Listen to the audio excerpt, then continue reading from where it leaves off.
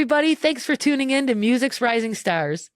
I'm your host, Lisa Miller, and I'll be interviewing one of the rising stars for country music, Ansel Brown. He's joining us today, and I'm really excited to introduce you to him and hear some of his new music and hear about his musical journey on his way to the top.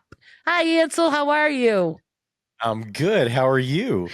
Good. I'm so excited to have you on the show and hear about really your phase 2 of your music career. Act 2. Right? Yeah, Act 2. And you're hitting it strong. You had some time off from the music industry, and you're coming out of the gates again with 2 great hit songs that we're going to talk about. But what does it feel like to be back? It's like a breath of fresh air. I can think of so many little sayings, about how it feels. A lot of them sound like country songs, but it feels really good and right to be back. And, I think sometimes when you're moving and you don't feel a lot of resistance, you kind of feel like this feels good. It feels right.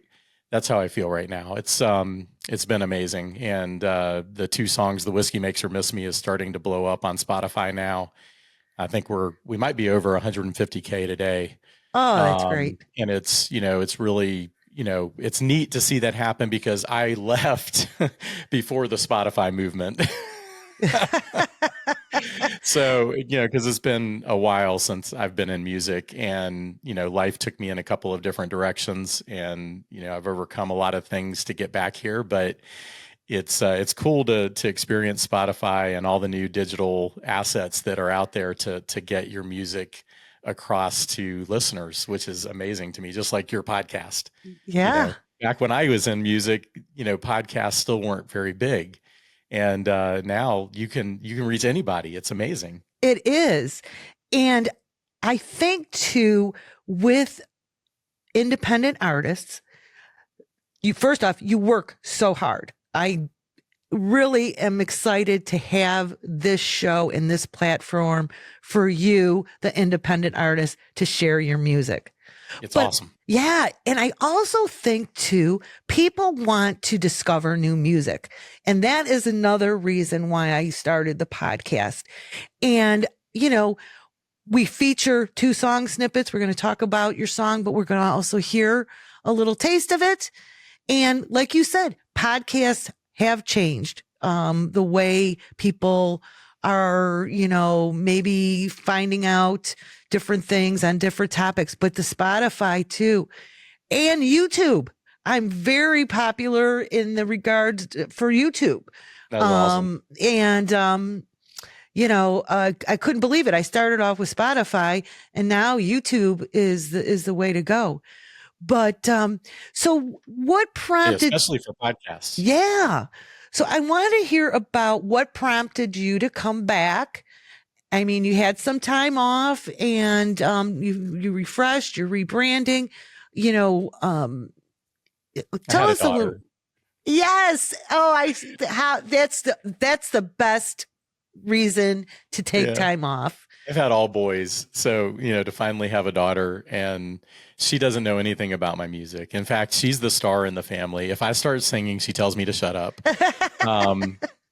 If I'm singing along with another song, she'll tell me to shut up. So, because I shouldn't use that word, but you know what I mean? Yes. She rules the roost. And I really wanted her, I'm telling her all the time to be creative, to be, to sing, to act, to do things that are creative, because that's how I was. And I enjoy that part of my life a lot. And I just like seeing her grow. She's 5 years old now, and seeing her grow. And I'm like, I really wish she could experience what I experienced back when I was in music. And so it really kind of, when my wife was pregnant, I started thinking about it. I started writing again. That was back in 2020. And of course, the pandemic going on. And the first thing I did was write a song called Middle of the Madness, because that's what it felt like in that world. And I put that out, and that really triggered everything to get going. Like from that moment on, I started writing and recording in the studio. And it was an amazing time. And to watch my daughter, I'm like, she still doesn't know. Like if I go record, she doesn't know that I'm going to record. She only knows that daddy's gone. And so now that she's 5, so I started back in the beginning of the spring, and just to see her go to a stage and watch me get set up and watch a show and have my daughter there watching me is just, that just feels like I've already won. I Oh, don't need to yeah. I don't need anything else to happen. Like if I can just do that, I'm going to be set. Oh, that's terrific. And you know what? She's going to grow up so fast. I know that she's She already is. 5. It's just amazing. I have 2 grandchildren that are 5, and they just both started kindergarten.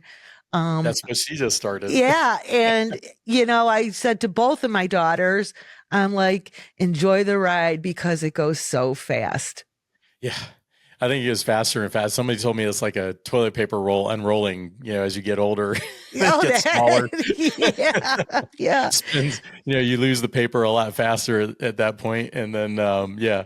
yeah. So, it's amazing how fast life just goes by, man. So, that's part of it too, is my life is passing by. And I had to jump back on the train because I felt like I needed to do this with my daughter and for myself because I had been through a lot.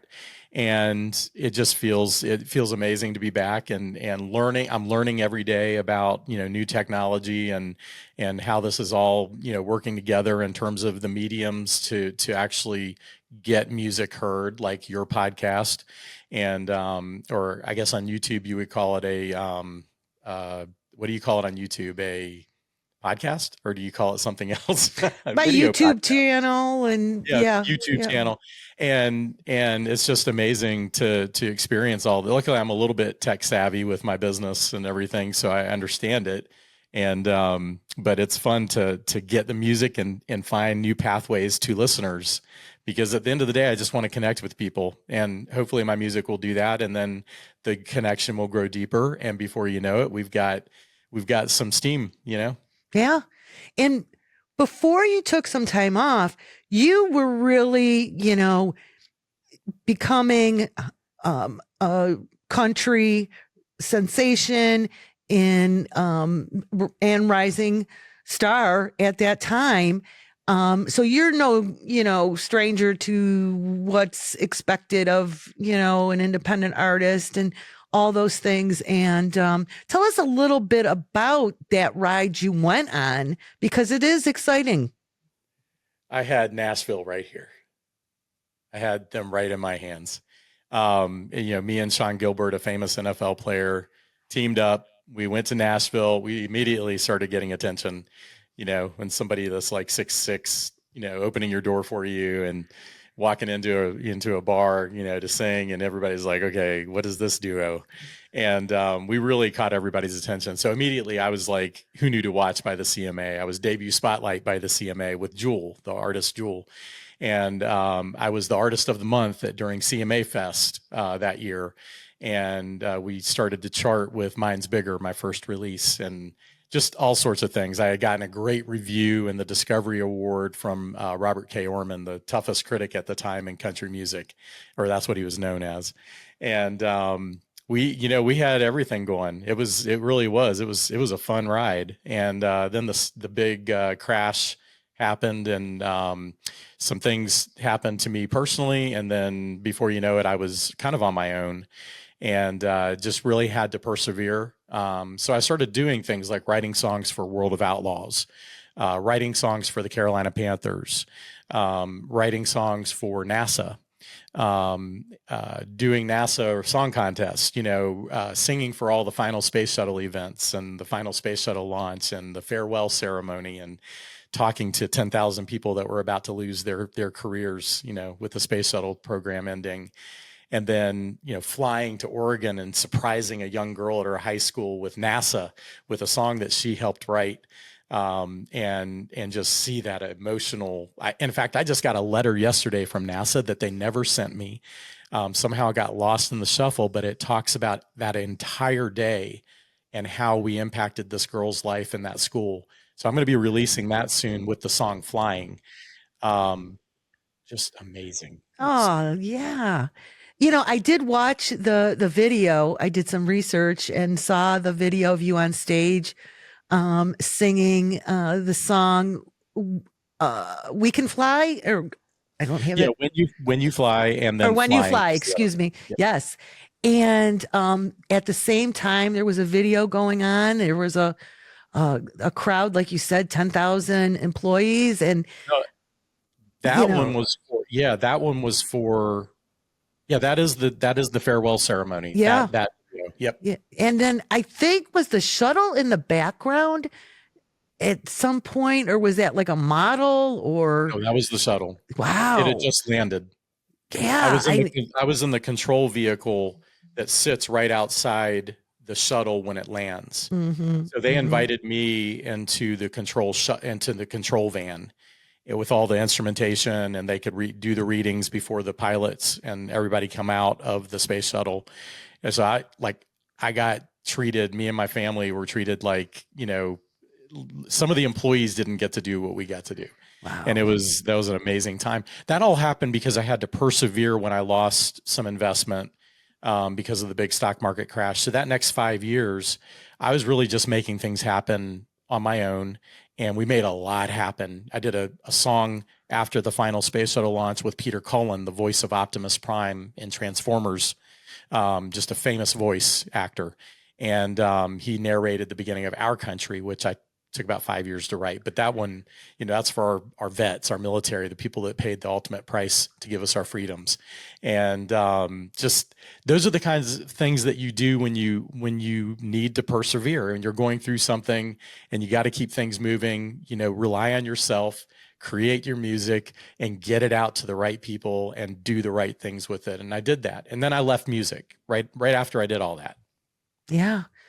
Well, And I left for some reasons, personal right, reasons. right, right. And, we all have, obstacles in our life. It's just how you, handle them. And, it sounds to me like you've learned, things about yourself, of how strong you are. And everyone loves a good comeback story.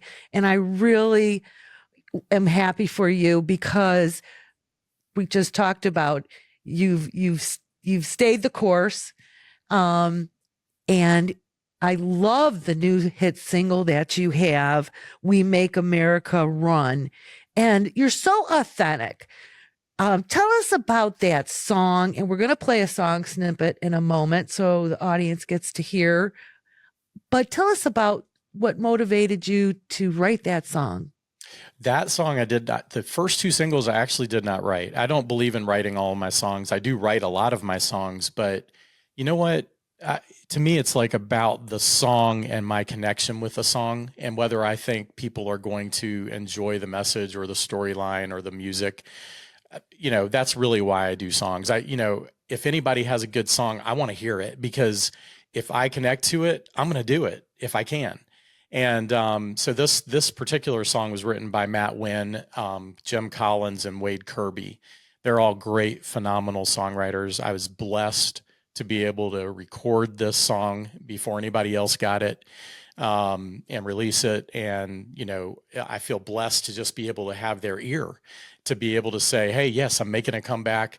My producer showed me this song, Cliff Downs, and I want to do this song, and they let me do the songs, and so I immediately was like, okay, The Whiskey Makes Her Miss Me and We Make America Run are going to be my two lead off debut singles.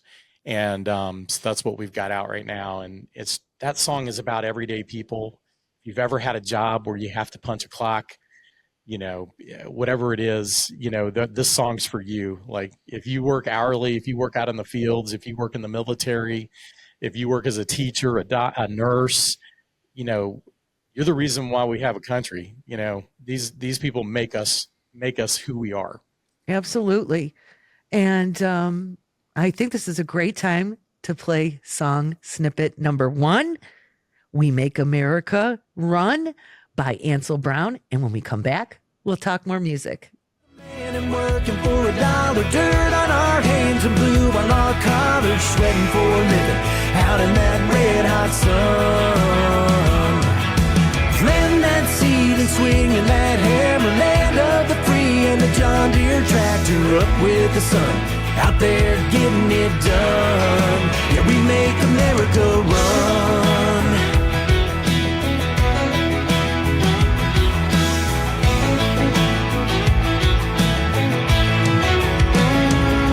Yeah, we're the hard hats running them dozers. We're the teachers, we're the soldiers, thanking God for every prayer you pray. We're from every map dot in every state. Ansel, that is awesome. I love that song and the way you are connecting with it. It comes through loud and clear. And I have to ask you, are you going to put together a video for this song? Yeah, we just did a fan video, and it's got pictures and videos that people submitted of them doing their work or, being in the country, doing things, might have some hunting in there, some police officers, some nurses and things like that. So that video just came out, but yes, we are planning to do a video with it. It may not be until the beginning of the year when we take that song to radio, but we will definitely do a video for that song. And we're excited about that. But as far as me singing that song, I think the reason I feel like I connect when I sing it. I really do. I feel like that song is perfect for me because those are the people that I hang out with. Those are the people that I love. Those are the people that really do make this country run. Excellent. So we're going to talk about the hit that you have going on with your second song. Actually, I think it's the first one that you've released. One, yeah. So The Whiskey Makes Her Miss Me. What a title. I mean, a lot of people can relate, to this song, I'm sure. And, how exciting is that for you to see those numbers grow and to kind of get that feeling of, yeah, they like it, Tell me about it. It's really cool. I've been on Spotify for a while and my Spotify numbers just kind of sit there, because I wasn't promoting anything. I wasn't doing anything live or anything like that. And to see the gradual increase on The Whiskey Makes Her Miss Me over the last 3 months, and then the last week, seeing it skyrocket from like 20,000 plays to 150,000 plays, and from having 2,000 monthly listeners to having 80,000 plus monthly listeners, like it's just the reward that I feel just emotionally is incredible. And I love that people are hearing it. And now I just got to figure out how to get out and perform more and do things around that song. So that's kind of the next stage in my comeback. The first stage is just getting some music out, letting people rediscover me. And then the second stage will be, booking those shows and connecting live. And I feel so much, I know I'm older than I was when I was in music before, obviously. But I feel like, something settled in with me. Like I know who I am. I know what I want to do. I know how I want to do it. And I think that's the biggest thing that's happening now to me is obviously I'm getting a little bit of confidence because people are connecting with my songs. But the other thing that's happening is I'm realizing I'm not an amateur. I know what I'm doing. I've done this before. If at this point I know myself better than I ever have because I've been through a lot of what. And it feels so good right now to feel that kind of confidence when I'm doing this. It really does. I'm completely pumped up about it. And the reactions have been amazing. I'm making new friends every day in terms of people liking the music and connecting with me. And that's really where I shine, I think, is my ability to, to be transparent or vulnerable. Vulnerability is kind of I think that's my superpower. And because I really do connect one-on-one with people, whether it's on a stage, or together, two people together and talking. So I think that's where I'm going to shine, and I can't wait to do more of that. Absolutely. And I do appreciate your honesty and your transparency. And I know that you had mentioned, going through some obstacles. What advice do you have for anyone listening that may be going through a hard time, whether it's with a career change or, something personal, what advice do you have for someone? Well, I can tell you, most of us, it could be a lot worse, no Yes. matter what you're going through. I'm not saying that everybody can say that, but almost everybody can say that. And today when we're recording this, today is, I believe, Suicide Prevention Day or Suicide Awareness Day. With veterans in particular, who I do a lot of work with, it's like, life is a gift. It's a blessing. And it's something that we should cherish with all of our might. And you can always find people that are worse off than you. So don't throw it all out. Don't give up. And that the same thing goes with what you're facing in your career or your personal life. When you're facing those obstacles that you have to overcome, you have to think like that. You have to think, you know what, it could be a lot worse, but I got to keep moving forward. I got to keep doing this and let things bounce off of me. Because at the end of the day, if you're doing things that you're passionate about, the bad stuff kind of gets left behind. And I think that's how we all need to think, whether you're dealing with suicidal thoughts all the way to just, I'm going to give up and not do anything thoughts, or I'm going to give up on my career, or I'm going to give up on my dream. No, don't give up on it. Just keep doing it. Chip away at it. You don't have to do everything at once. It takes a long time to get people to pay attention to whether it's your business, whether your job, whatever it is. Sometimes it takes a lot of chipping away and just being consistently persistent before you have your breakthrough. Anybody is just like an artist that has a #1 hit. And that breakthrough happens when nobody expects it, because that artist keeps chipping away at the process, at the work, at the practice, at the performing, at the writing, whatever it is. And we're all like that. It doesn't matter if you're a country singer, or if you're a construction worker, or if you're a police officer, or if you're a teacher. You keep chipping away at your dream and don't give up. That's what I want to tell everybody. And I'm a perfect example of that. I've had like 5 lives, because every time I have a passion, I go for my passion and I work at it and I chip away at it. People laugh at me sometimes because they're like, why do you want to get into acting? Well, it's because I want to experience things. We're here for a limited amount of time. And if you don't experience those things, you're not doing justice to the gifts that you've been blessed with. And we all have them. What an inspirational and motivational part of this interview. And I really appreciate it. And, the enthusiasm and the genuineness that you are expressing is really one of a kind. And I know that you have gone through some things, and it was in your bio. I wouldn't bring it up if it wasn't in your bio. And it's a tough subject. A long time ago, when you were a child in the 1980s, your mom was a teacher, science teacher in a classroom, and your family had experienced that she was attacked in her classroom. And gosh, what was that like? I mean, there was a knife involved. There was, she had reconstructive surgery on her hands, and she's a survivor.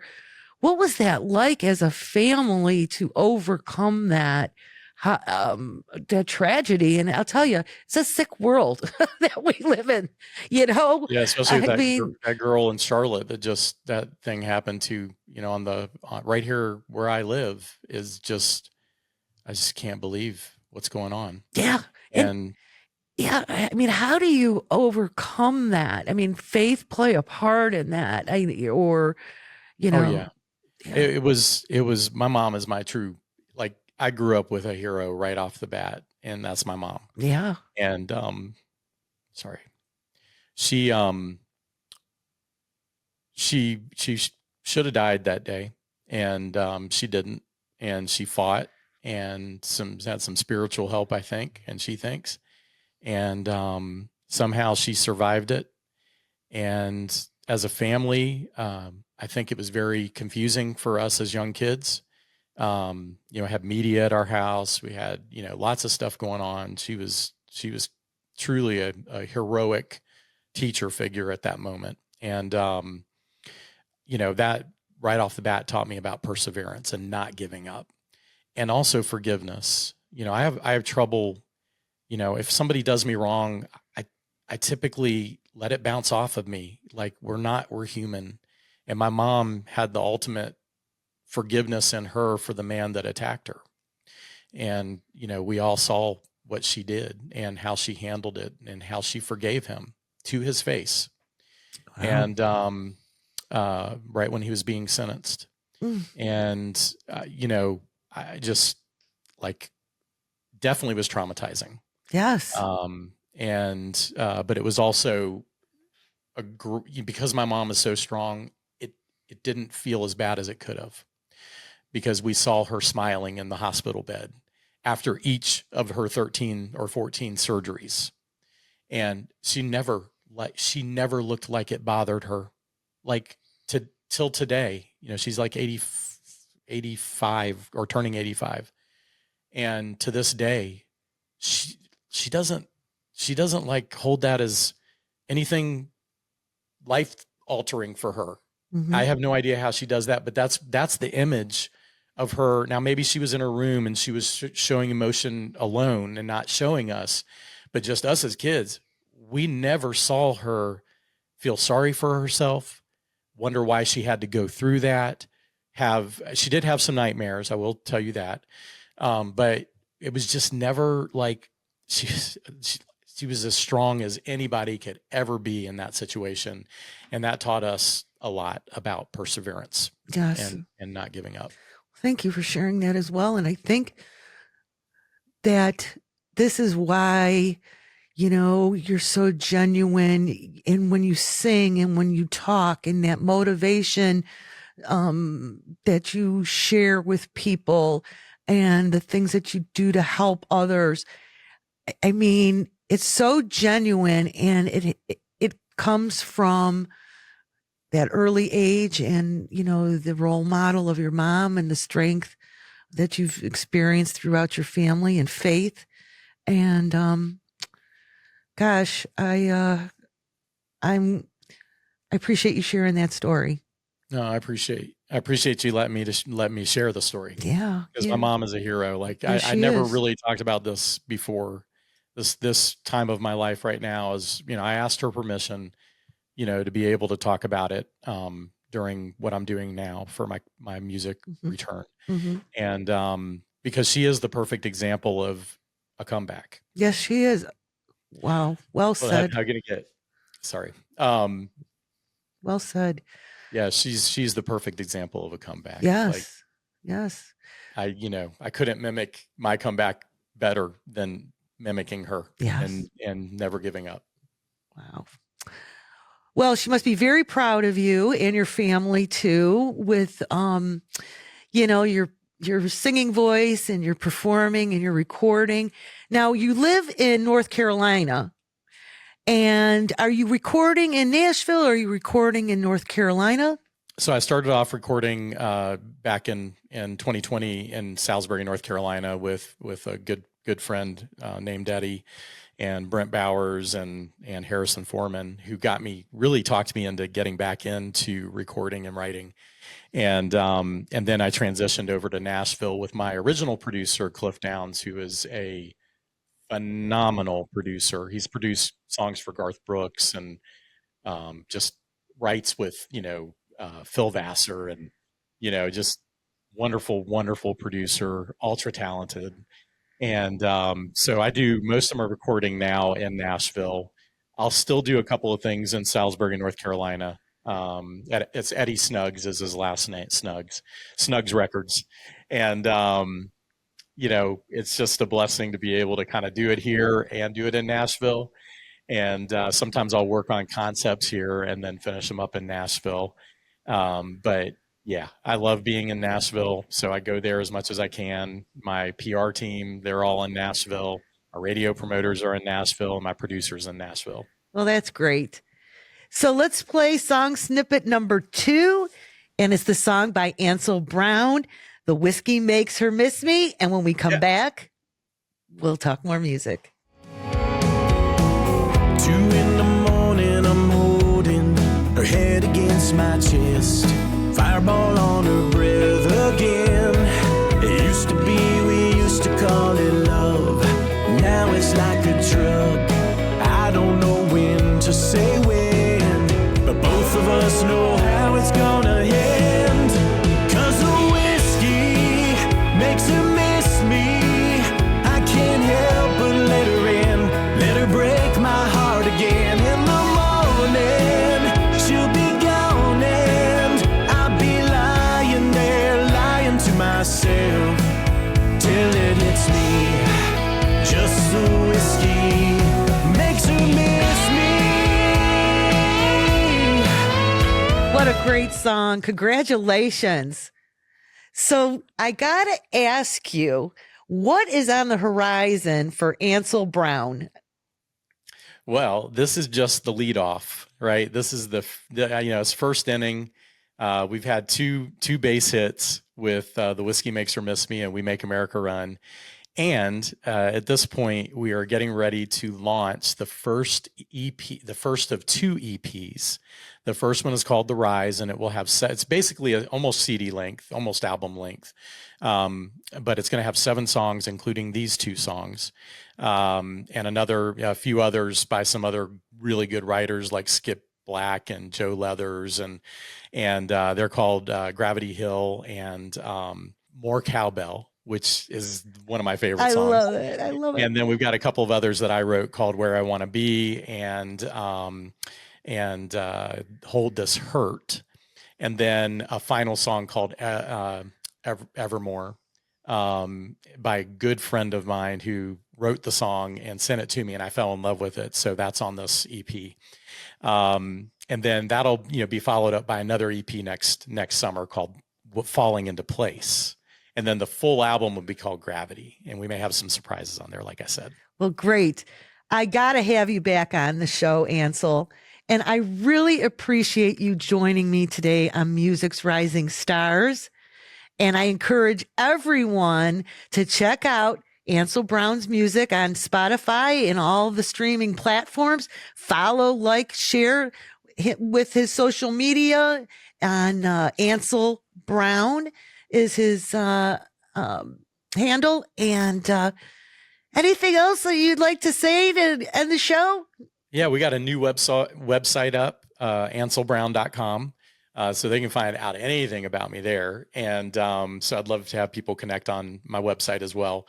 But we're getting things, ramped up. We're doing good on radio right now, and that's starting to grow. Spotify's exploding. And in January, we should come out to radio with We Make America Run. So lots of good stuff, lots and lots of songs. I mean, I think I have 16 songs coming out in total over the next, 10 months. So really excited right now, really excited. Well, absolutely. And I hope everybody joins me on this ride. Oh, absolutely. Congratulations again, and thanks for joining me. And Ansel, like I always say at the end of my podcast, that's a wrap.